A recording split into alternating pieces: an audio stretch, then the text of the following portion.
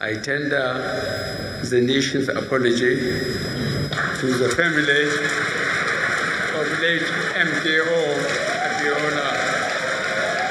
In June this year, President Muhammadu Buhari announced that the 12th of June each year will be celebrated as Democracy Day.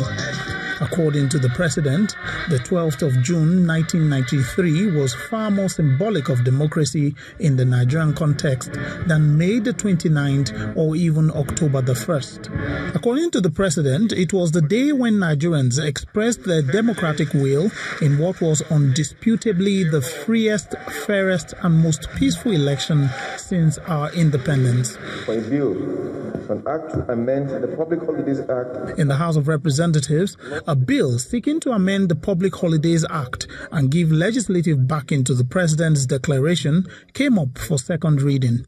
So to give effect to June 12th as a public holiday, we ought to amend the schedule to that act, because in the schedule there's an item that states clearly that May 29th is the day set aside to celebrate Democracy Day in Nigeria. The proposal enjoyed the support of most lawmakers who hailed the uniqueness of that historic election. How I wish that Nigeria can go back to what happened in 1993, June 12th, and begin to imbibe the spirit of that particular election and make sure we inculcate them and use them in our future endeavors. What June 12th stands for is free and fair election, where Nigerians kept aside primordial reasons and elected their leader. This must happen in this government. Focus, however, shifts to the coming elections and the need for President Muhammadu Buhari to guarantee free, fair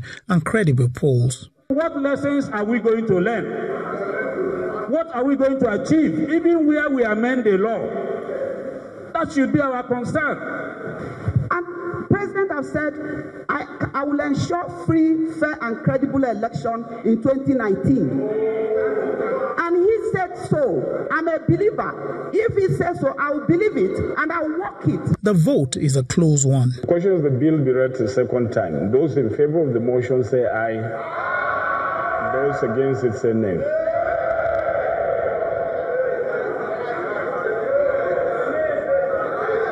The ayes have it. I ruled in the interest of national cohesion and unity, and that is what is called leadership.